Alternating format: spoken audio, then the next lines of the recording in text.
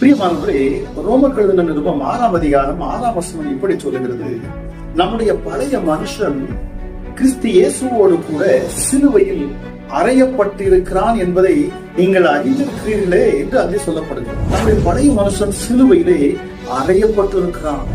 உங்களுடைய பழைய மனுஷன் கிறிஸ்து இயேசுவோடு கூட சிலுவையில் அறையப்பட்டிருக்கிறான் என்பதை எப்படி நாம் அறிந்து கொள்வது?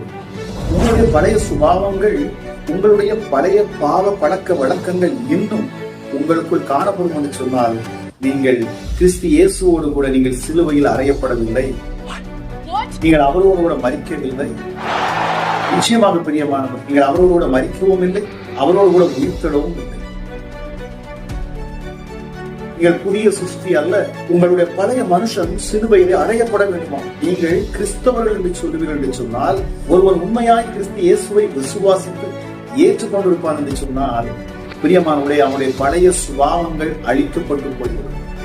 அவனுடைய பழைய சுபாவங்களில் இருந்து அவன் மாறிவிடுவான். பழைய பாவங்கள் அவனை பின்தொடர்ந்து வர முடியாது.